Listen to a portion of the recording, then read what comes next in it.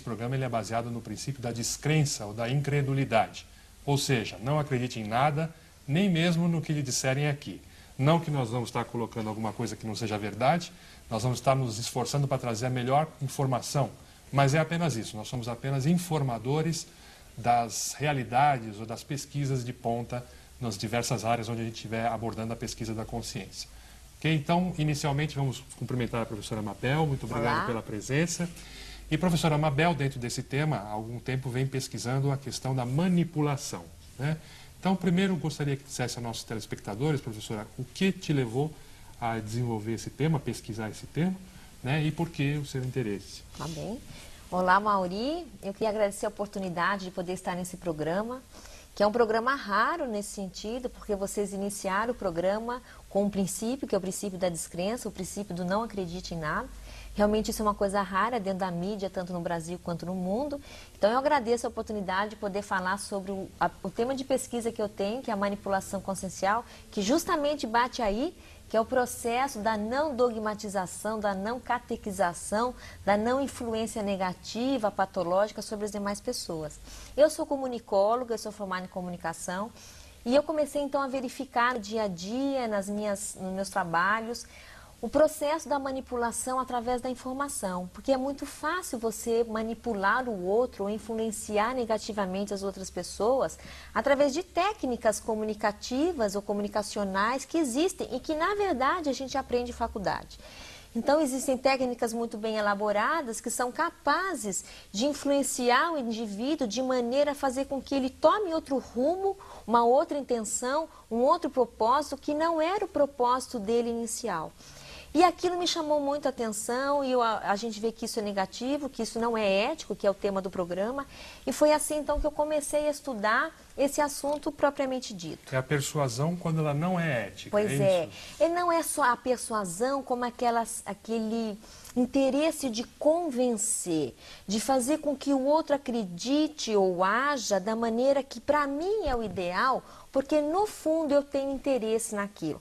Toda vez que uma pessoa manipula ou ela influencia negativamente, é porque ela está saindo ganhando de alguma maneira. E esse é o processo que não é ético. É uma forma de dominação. É uma forma de dominação. A manipulação é uma dominação, vamos dizer assim, mais light, mais leve e politicamente aceitável, socialmente muitas vezes aceitável, porque ela usa de artimanhas ou de maneiras ou de manobras que socialmente muitas vezes são aceitas, e é assim que se dá a dominação de uma comunidade ou de um país como um todo.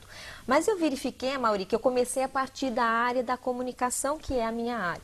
Mas, na verdade, se a gente for estudar a manipulação, a gente vai ver que ela está presente em todas as relações sociais. Se existem duas pessoas conversando ou convivendo, pode haver manipulação. Então, eu comecei a estudar esse tema e eu, então, construindo um livro, estou elaborando um livro sobre esse assunto, onde eu estou dividindo o livro em blocos ou em grandes focos ou sessões, mais ou menos para dar uma abrangência, um estudo assim, dentro do possível, mais abrangente sobre o tema. Então, existem várias áreas que eu estudo a manipulação e a maneira que ela ocorre no dia a dia. Dá um preview para nós do livro aí, um avanço, né? Um estudo, né? Que tipo de manipulação você... Então, primeiro eu estou estudando o processo da consciência ou da pessoa, do indivíduo em si, que manipula o outro no seu dia a dia.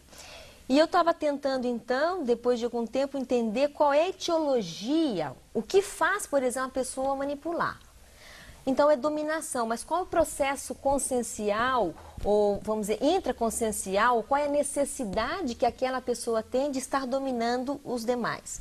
Então, eu cheguei no processo da seção da etiologia, que existe algumas facetas, vamos dizer, que fazem com que a pessoa, ou algumas carências que fazem com que a pessoa manipule. Provavelmente, essa pessoa ela tem uma necessidade de poder, ela tem uma necessidade de prestígio, ela tem uma necessidade de reafirmar o status quo que ela tem dentro daquela comunidade. Quando eu falo comunidade, pode ser dentro da família. Então, a partir dessa necessidade, que na verdade é uma necessidade doentia, ela desenvolve processos de manipulação para garantir aquela sensação de poder que ela tanto anseia, ou aquela necessidade de prestígio, aquela necessidade de fama, aquela necessidade de status quo. Então eu vejo que essa é uma área do livro que eu estou desenvolvendo. Uma outra área é o processo da carência. Normalmente o manipulador, ele é uma consciência, uma pessoa vampirizadora. Ele se usa da energia do outro ou de alguns benefícios que aquele outro vai poder te dar para poder atender a carências pessoais. Então eu vejo, dentro da minha pesquisa, eu cheguei à conclusão que uma pessoa manipuladora, ela é em si uma pessoa doente. Ela precisa de ajuda, ela precisa de assistência, ela está fora do processo da saúde, ou vamos dizer assim, da homeostase. Agora, como ela, na verdade, age de acordo com regras socialmente aceitas, então ela mesma é quem precisa de se descobrir doente. Exatamente. Na verdade, a gente dentro da Conscienciologia diz que não existe a heterocura, mas existe sim a autocura, né? Que é o processo do autoconhecimento, da autopesquisa. Então, veja, os outros, o terapeuta pode nos ajudar nesse sentido, mas é a pessoa que tem que entender que ela está doente e que ela precisa de um tratamento no sentido de se autoconhecer e de melhorar, vamos dizer assim, o nível de intenção ou de intencionalidade dentro dos relacionamentos sociais que ela estabelece. Então, essa é a área que eu estudo das carências. E aí a gente pode falar de carência afetiva. Existe manipulação nas relações de homem e mulher. Isso é muito comum, são aqueles casais neuróticos, né, que na verdade um não soma com o outro. Existe assim um processo de gato e rato, de competitividade ou de pura dominação mesmo, pode ser uma dominação pelo dinheiro, aquele que tem mais dinheiro domina pela segurança, pelo processo sexual. Existe abstinência sexual, que na verdade é uma dominação, é uma manipulação. Então, se você não atende às minhas necessidades, eu evito o sexo, isso pode acontecer dentro do casal. Então, existe essa carência afetiva que pode prejudicar. Existe a carência energética. Quem é que não conhece a pessoa vampira? É aquela pessoa com que a gente se relaciona e de repente, depois de 5 minutos de relacionamento, você está desenergizado, está cansado, está com dor de cabeça. Então é uma pessoa que suga inconscientemente, muitas vezes, ou às vezes conscientemente, a energia do outro. Então, na verdade, é uma manipulação do ponto de vista da energia. E isso é muito sério nos relacionamentos e as pessoas às vezes não se dão conta e elas têm que tomar, vamos dizer assim, conhecer melhor essa realidade, a realidade das bioenergias que envolvem a nossa realidade aqui, para que elas compreendam o que está acontecendo com elas. E existe o processo da ideia, a carência intelectual. E o carente intelectual, ele se usa de artimanhas e justificativas, de falácias lógicas, que também vão manipular a outra pessoa. Então, nesse primeiro momento do livro, eu estou estudando justo isso, a etiologia, né? A razão, o que faz a pessoa ser manipuladora. No segundo momento, eu vou estudando a consciência manipuladora. Qual é o perfil?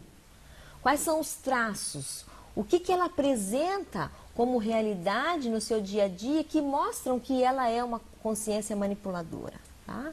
Aí eu faço um estudo da taxologia da manipulação, ou seja, todos os tipos de manipulação que eu pude verificar, e a gente está tentando chegar no número bom aí para dar uma visão de conjunto desse universo. Tem alguns que já são clássicos, né? Quer dizer, o processo, como você falou, da própria família, às vezes o processo aí de educação, religioso, né? Político, que está tão aí, né, em evidência. Isso. Né? Agora, com certeza, esse processo aí desse livro vai ser bastante aguardado para a gente poder entender, né? E a professora Mabel vai poder nos ajudar a elucidar um pouco melhor esse mecanismo, né?